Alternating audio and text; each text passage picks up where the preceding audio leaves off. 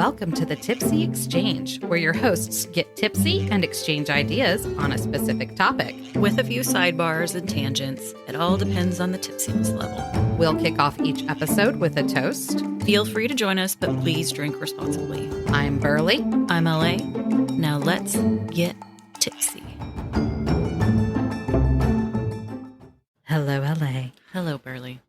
It's been a while. It has. We took a hiatus. For sure, yeah. It's been too hot. Oh, God, yeah. But it's only gotten hotter, so that didn't really save us. We took our hiatus in the wrong month. Agreed, yeah. It's so bad. I hate it. I feel like it's just going to get worse. It is. It is. Global warming is real. Yeah. Blech. And the humidity. No, that's the worst part. Right? Like, I could take a dry heat. Right? And we're in Dallas. Like, it's always been a little humid. Don't get me wrong. Mm-hmm. But seriously, these past couple of years, I'm like, Houston, take your weather back. Yeah. I'm sick of this. And people will tell me that I'm crazy, like it's always been humid. And I'm like, no. I've lived here my whole life. It has been more humid in like the past 5 years than it was before that. Yeah. I always just think it's me getting older and I can't handle it as well as I used to when I was younger. Oh, God, is that what's happening? That's what I always think, but maybe no. you're right. Maybe it is getting worse. And we used to have fall weather. I know I'm not inventing that. True, yeah.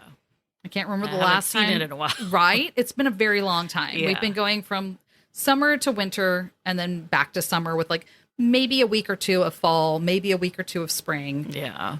So, and I know that's not from old age. No, you are correct. Maybe the humidity is, though, which that's just so depressing. So today we're talking about Stranger Things, and it's going to be a two-parter. We've got a lot of stuff to talk about. Oh, yeah. First of all, the cultural phenomenon that we now know as Stranger Things was sold under the working title Montauk. And the eerie action of season 1 was originally going to take place out at the eastern end of Long Island. So there was apparently an incident that conspiracy theorists believed occurred in 1983 and ended secret experiments that the U.S. military had been conducting on children for 4 decades.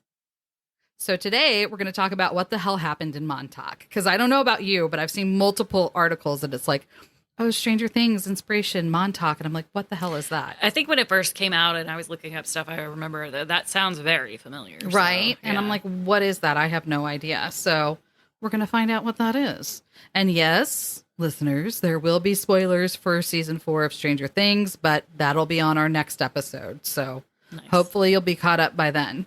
Can I tell you a little known fact about Stranger Things? Yes. So, as you know, I used to work for a market research company. Yes. And we actually screened it before it came out for a group of, I forget the age range of the kids, but I distinctly remember the name. And then when it came out, I was like, holy crap. Like, we were like one of the first ones to like be able to screen this. And like these kids saw it and they like answered questions. And then they like, I guess they changed it and edited it according to what the kids that we recruited, had to say. That's crazy. Yeah. I didn't know y'all did that. Mm-hmm.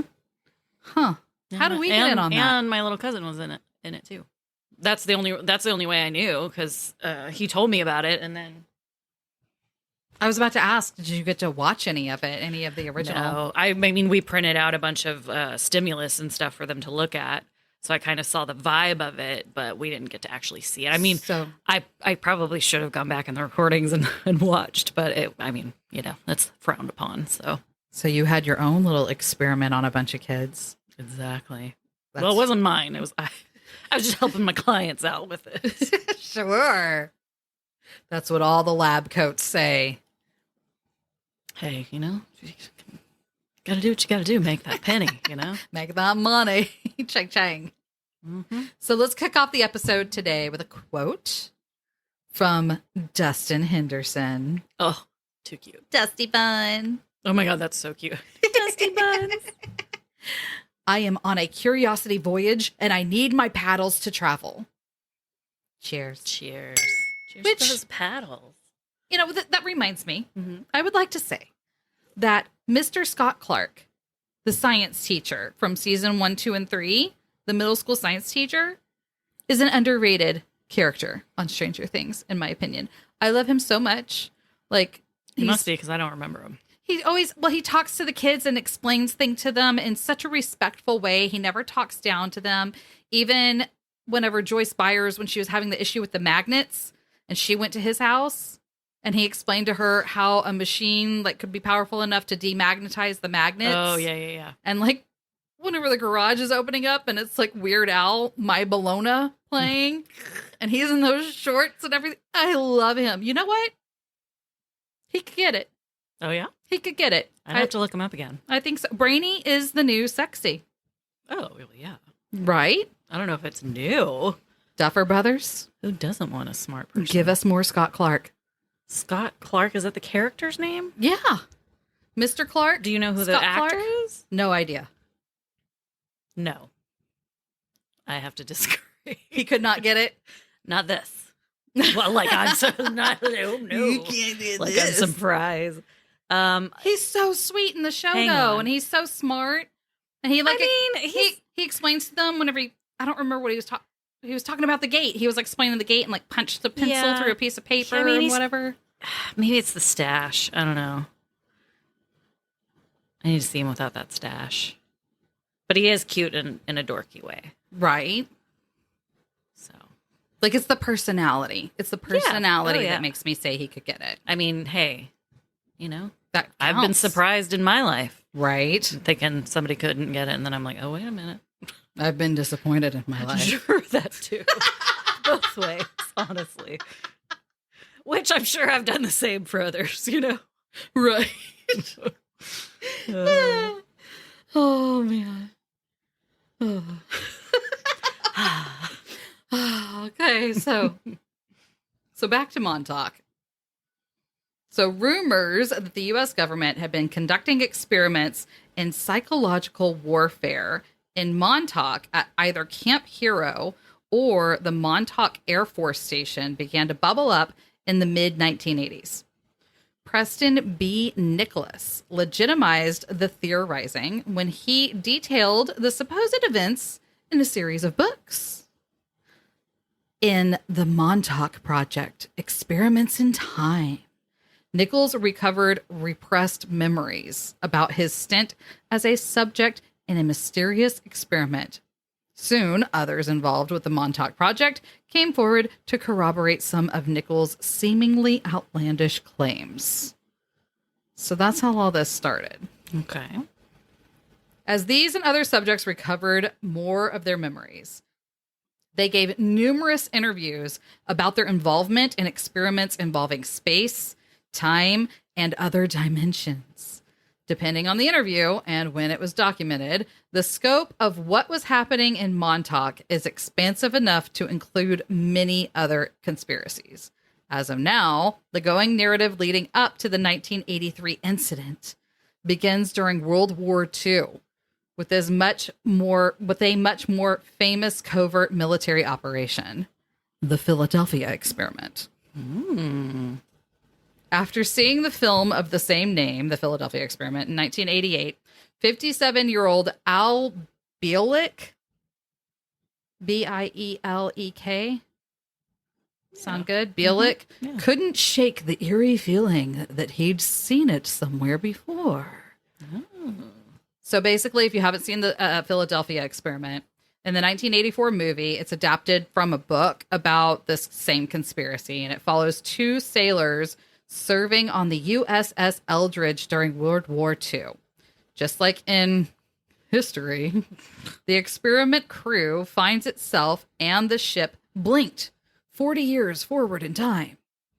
Once in the future, they realize that the Philadelphia experiment has been revived in the 80s, but as a way for the government to make an ICBM shield. What's that? No idea. I've never seen the movie. The two experiments connect through a time wormhole, and the generators on the Eldridge keep the portal open as it begins to suck in matter from 1984. Undergoing various forms of New Age therapies, Bielek was able to uncover his repressed memories of having worked on the Montauk project in the 1970s and 80s.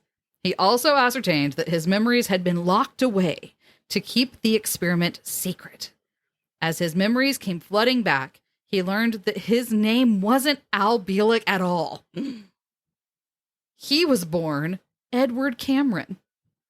And he'd worked on the Philadelphia experiment with his brother, Duncan Cameron, when both men were in their mid-20s.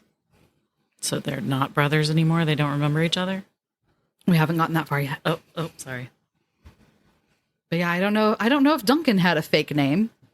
It doesn't say here if Duncan had a fake name or if just Edward got a name change to Al Bielek. Anyway, a few years later, Al Bielek presented his story at a Mutual UFO Network conference. Nice. Right? The Philadelphia experiment was real, he said, and he was the proof. Having lived out the World War II section of the movie, Bielek claimed that sometime in the 1940s, Nikola Tesla figured out how to make the USS Eldridge invisible, and in the process, opened up a time wormhole into the future that sucked in the ship. That Nikola Tesla, he just had a lot going on. Nikola Tesla, man. I always wonder, like, where would we be now as a society if, like, Nikola Tesla won the current war? Can you imagine? Who knows? I cannot imagine. We'd have, like, free electricity, free internet. Like, how much could we have progressed in the past, like, what, 100 years? Right. Is that when was Tesla inventing stuff? Hang on. Which I have a question about solar power. You know, if we're making all these electric cars, Yeah. why don't we have solar panels on them to give it charge? Because the people in charge don't want to, like, catch up with the times. They don't want to spend the money That's to... what I figured. Yeah. I was hoping maybe there was a better explanation as to why that wasn't going on, but... Well, like parking lots. How often do you see parking lots that are, like, empty? They straight up... I don't remember who the inventors are, but there were some inventors that straight up made these panels that were safe to be driven on. And I understand being, like, cautious of using those on something like a freeway or a heavily used street because they're new. But, like, a parking lot, why can't we try that in a parking lot? Right. Or a basketball court? It's just sitting there. And, like, lawns, what's that about? Yeah. What is the purpose of a giant thing of grass just sitting in front and the back of your yard? Yeah. Primarily not being used. Curb appeal. You need that grass, Well, I think it's more capitalism and them not wanting you to grow your own food on your property. Oh, well, yeah. They want you to pay for it. Oh, yeah. Well, Tesla was born in, like, 1853, so it would have been, like, well over 100 years. Yeah. Oh, yeah. So, like, I always wonder where would we be? I don't know enough about technology, and I don't know enough about Tesla to have any sort of intelligent answer to that question. Exactly, yeah. But I do wonder, where would we be? Okay, so Tesla turned the ship invisible, and it got sucked into a wormhole. Okay. So the Cameron brothers were on board, jumping off the vessel and landing at Montauk's Camp Hero on August 12th, 1983. The military promptly sent them back through the wormhole with a mission: destroy the equipment on the Eldridge. According to Bielek, the brothers completed their mission, though that didn't stop the government from doing more experiments on building portals into the future. During a 1990 speech for the Mutual UFO Network, Bielek described in vague terms how he'd been de-aged. Which, where's that treatment? Yeah. Now, yeah. Where's that at? Give me that. He had his memory wiped and had been forced to live out the rest of his life as, quote unquote, Al Bielek instead of his birth name, Edward Cameron. He explained how in the early 1960s, he, as Edward, had convinced his father to have another child so they could port Duncan's consciousness from 1983 into the sibling born in 1963. Okay. I don't really follow that, but... Yeah, like, I was just going to say, how are we going to do that? What's the plan? Bielek referred to this version of Duncan as a walk-in soul. He also suggested that a 1983 accident caused him to begin aging rapidly. Oh. He wasn't a very reliable source. Well. So you don't say. And also, like, apparently the authors of the Montauk series, like the Montauk Project and all that, have been like, whether you believe this or not, you're in for a story. And it's like, so is it fiction? Like, it's like the Blair Witch in a book form, basically, is like the impression that I've gotten from the Montauk stuff. But back to Bielek. So Bielek's stories circulated, and they gained the attention of Preston Nichols, who would befriend Bielek and tell the Cameron brothers and his own story. So in the Montauk Project, Experiments in Time, Nichols wrote of his time working at Camp Hero on the secret experiments, specifically during the 1970s. He claimed he worked with Bielek on something called the Montauk chair, a piece of furniture that used electromagnetics to amplify psychic powers. So, of course, like, Bielek comes out and Nichols is like, oh, yeah, we worked together. No. I remember him. So Duncan Cameron, the walk-in soul child version, born in 1963, was found to have psychic powers and became the focus of many of the Montauk chair experiments. Apparently, Duncan could manifest objects just by thinking about them while in the Montauk chair.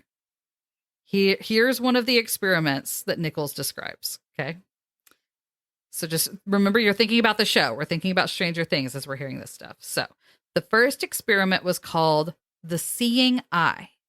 With a lock of a person's hair or other appropriate object in his hand, Duncan could concentrate on the person and be able to see as if he was seeing through their eyes, hearing through their ears, and feeling through their body. He could actually see through other people anywhere on the planet. So it kind of sounds like what Elle does on the show whenever she tries to find somebody. She uses a picture instead of a lock of hair, though, because it's not as creepy. Nichols continued to experiment with Duncan, who was such a powerful psychic that no one suspected he was a man from the distant past inserted into a new body. Well, yeah. I mean, who would? Not every day that happens. He tried to harness his adept subject's power in the Montauk chair to conduct mind control experiments using special radio dishes at Camp Hero. This is where the other children come in. Uh-oh. In his book, Nichols writes of other boys being brought in and experimented on. Some were sent through a portal into the unknown of space-time. That would fucking suck. Yeah. These abductees. And why? It's an experiment. Like, what are you going to find out? That they have stuff hooked up to them that you could measure? I mean, it's the 80s. It's the 70s and the 80s. It wouldn't have been wireless. So, like, what are you doing with them? You're just shoving them through the portal? We do have to kind of give them props, like, good for thinking outside of the box, you know? There's a lot going on back then that they were just like a shot in the dark trying things out. And the fact that a lot of people aren't punching holes in this stuff and they just believed this stuff was true. Yeah. They must have told the story a lot better than I am right now. I don't know. That whole Bielek, like, I think you're doing pretty good. Well, I got de-aged, but then something happened that rapidly aged me. Yeah. Like, a little contradictory there. That sucks. Well, yeah. It's like, that doesn't give me much hope. It always catches up with you. Right? Everything catches up with you. Like, you had my interest, man. And you lost it. Ruined it. Ruined it. So the abductees, these other children. Yes. Not Duncan. Did not the soul child, whatever. Why children? Why not adults? It doesn't say. Easier to manipulate. Probably. Yeah. I would think. Where are these parents? A lot of psychological experiments like were done on kids. Like, isn't it little Alfie? Wasn't that the little baby that they like showed a bunny rabbit or something with white fur and then like scared him? And so they like conditioned him to be afraid of anything that was white and fuzzy. Yeah. And it was like a baby. Yeah. Okay. So, yeah, I think that they are easier to condition or whatever, easier to control. Got a real fucked up world. Right? Anyway, we already knew that, but. So the Montauk boys. Yes. That's what they were called. And since Nichols and Bielik started speaking about their regained memories, of course, other Long Island men have rediscovered that they were frequently abducted from their homes by Camp Hero scientists who wanted to break them psychologically so they could implant subconscious commands. After several years of experimenting with Duncan in the Montauk chair, Nichols claims that they could reliably travel to other times and places, including Mars. I'm over here, like, for some reason, taking notes like I'm at school. I don't know what I'm doing. Like, I have a report after this. I don't know what I'm doing. Okay. I thought you were writing down stuff you wanted to say. Well, at first, I, like, just wrote down Duncan because I wanted to compare him to Dina, you know, but then, like, it's not really comparison, so. Okay. Okay. So, including Mars. Eventually, they were able to program Duncan with some basic commands so that the poor kid didn't need to be confined to the chair all the time. Oh, to get his powers to go? Yeah. Oh, okay. I see. The Montauk chair Oh, and so the he's seeing moving on eye. from the chair. Yeah. So, oh, I see. They programmed him Gotcha. Okay. so that they don't have to keep him in the chair anymore. Nichols' superiors told him to turn on the Montauk chair and leave it running from August 12th, 1983. Like, or not from, through August 12th, 1983. Like, leave it on until that date. Mm-hmm. Apparently, as the story goes, by having another time travel machine switched on, the Montauk Project successfully created a time wormhole to 1943 with power at both ends. And that's how Ed and the Duncan Cameron of 1943 came through the portal. And that is the events that were described by Al Bielik. That they were in the Philadelphia experiment and got portaled to the future. Okay. It's a wild story. It's a wild story. Like, they aren't kidding when they say, like, whether you believe this is true or fiction, you in for a good story. I just like that he successfully opened a wormhole. Right? Good for them. I mean, it was only the 80s. Yeah. I mean, hey. So Nichols kept the Duncan of 1943 away from the 1963 version. Well, naturally. Right? We can't have the grandfather paradox or whatever. Yes, yeah. Right? We can't have any of these paradoxes happening. But they quickly realized that time travel was way too complex and far too dangerous to be messing around with. I mean, the torturing of the children, that's okay. Oh, yeah. But like the time travel thing, that's going too far. Yeah, a little bit too far. Too far. So he and 3 colleagues hatched a plan to use Duncan to shut down the project. Okay. So here's an actual excerpt from the Montauk Project Experiments in Time. We finally decided we'd had enough of the whole experiment. The contingency program was activated by someone approaching Duncan while he was in the chair and simply whispering, "The time is now." At this moment, he let loose a monster from his subconscious, and the transmitter actually portrayed a hairy monster.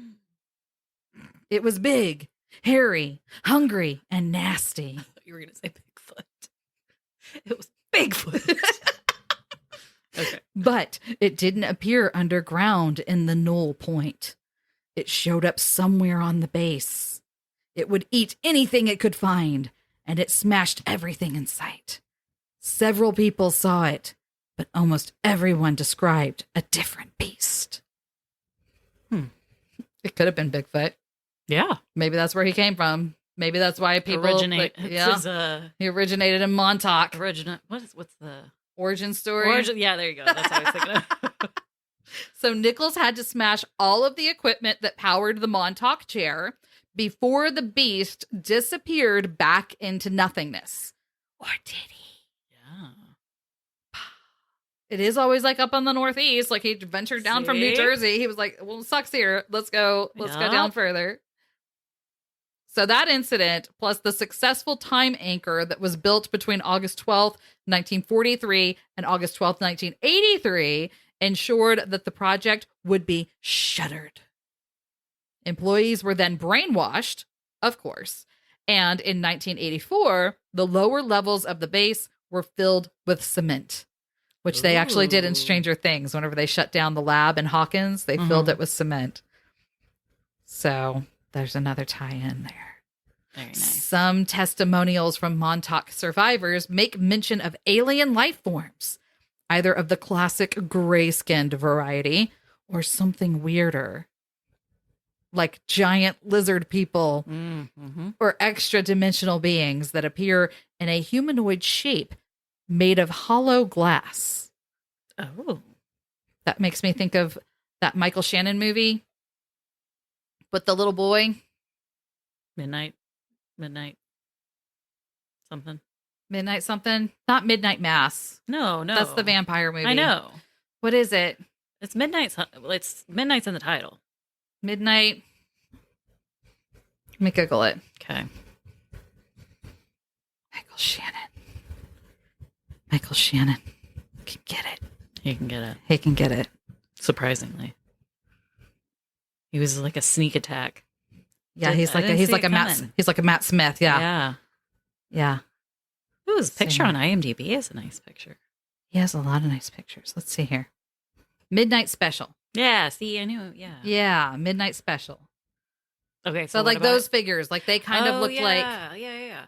Like obviously they weren't glass, but when they would show like the other dimension, that iridescent kind of, so maybe that's what they're talking about. Mm-hmm. Oh my gosh, maybe they were right. Hey, I mean, we know that the lizard people exist, obviously. So the time travel element is also in play, and connections back to the Philadelphia experiment, the conspiracy theory that gave rise to like all the Montauk stories. So aliens, Bigfoot, time travel, wormholes, all of it. Mm-hmm.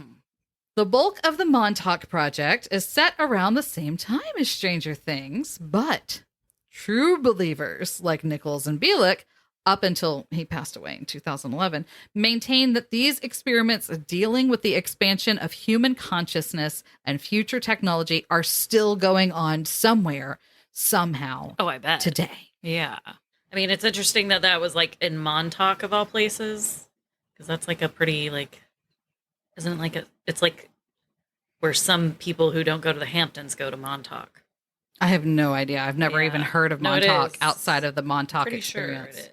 Well, I believe you. I'm saying I wouldn't know. So that's just odd. I mean, I don't know if it was that way in the 80s, but I would like, who knows where they're doing it now? What is the experiments? Where's the alien station or whatever? Area 51? Is that it? Yeah. Maybe it's there. It's so hot there, though. Experiments. In 2008, an unidentified carcass of an animal washed up on the beach of Long Island, and it adopted the label of the Montauk Monster. From the early 1990s version of, Cameron's creation is apparently, it's commonly referred to as Junior now, apparently. Huh. But urban explorers still venture into Camp Hero on Long Island, where some claim you can still hear screams in the abandoned tunnels. Sporadic reports that the closed base still draws military levels of power, despite being, quote unquote, inactive, persist. And the truth about Camp Hero and what happened there continues to be concealed beneath multiple layers of rumor and myth. And concrete. And concrete, right? Oh, I want a movie about that.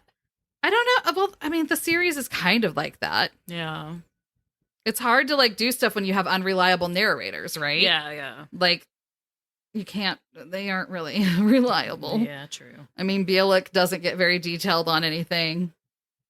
He de-aged and then re-aged and, all this stuff. Mm-hmm. You'd have to fill in the gaps for sure. Oh, yeah. But this is supposedly the inspiration for Stranger Things, is the Montauk Project. Mm-hmm. And that these kids were the lab, whenever it shows all of them with their numbers and everything, which we kind of get to see a little bit more of in season 4. Mm-hmm.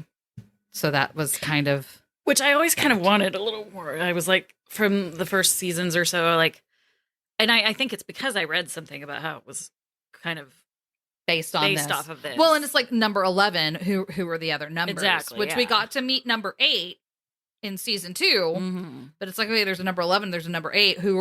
Where are all the other kids? Right. What happened to all the other kids? Also, where was she in season 4 in that?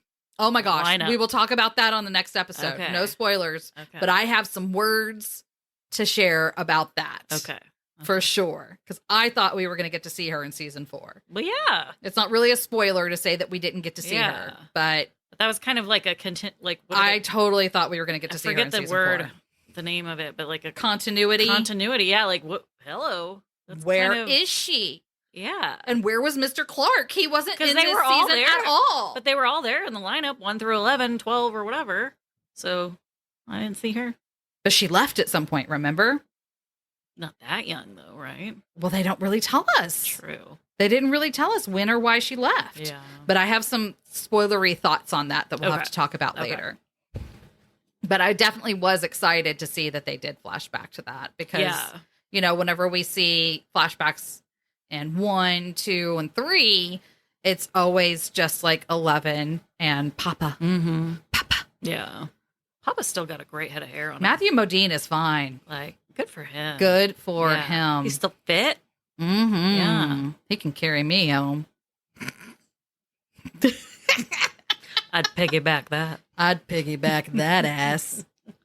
He that real doesn't fine. even make any sense. Okay. He's no David Harbour. True. Absolutely true.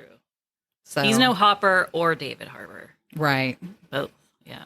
I'll hop on pop. Pop on hop. Okay. Up hop on hop. I was just taking a drink when you said that. I almost choked. Hop on pop or pop on hop. It works either way. That was good. That was good. Papa. Papa. There's been speculation that it's all science fiction, which I kind of touched on earlier, especially with like the unreliable authors. Several of the testimonies have been like labeled as unreliable as well because they've changed. You know, a lot of these Montauk boys who are getting their memories back, and it's just not really collaborating and corroborating. Yeah. That's the word I wanted. Corroborating with everybody and everything. Mm-hmm. So it's kind of all over the place. Plus, there hasn't been any physical proof. Even the Montauk monster, which a lot of people will point at as physical proof, that corpse was decided by experts to be a water-degraded raccoon. Oh, okay. I mean, the picture is hideous. Yeah. It's not cute at all, but that's what they're saying it is. And I'm like, if it was a like whenever I see the picture, I'm like thinking it's as big as like Legolas over there. And I'm like, oh my God, that's horrifying. But if they're saying it was a water degraded raccoon, like it was the biggest it could have been was like a medium sized dog. Right. Yeah. But you know what they say? What's that? Stranger things have happened. It is true. So that's all we have for today. So the inspiration for Stranger Things #1 that we're talking about, the Montauk Project. So come back and join us in a couple of weeks to hear more on some potential inspirational stories for Stranger Things. And also we will actually be talking about the show a lot more. So this is your advanced spoiler warning. Catch up. You have 2 weeks. Cheers. Cheers. Thank you for joining us for this episode of the Tipsy Exchange. Want to hear more? Please leave a review, then visit thetipsyexchange.com to sign up for emails. You can also follow us on your preferred listening apps, as well as Twitter or Instagram. Until next time, Cheers.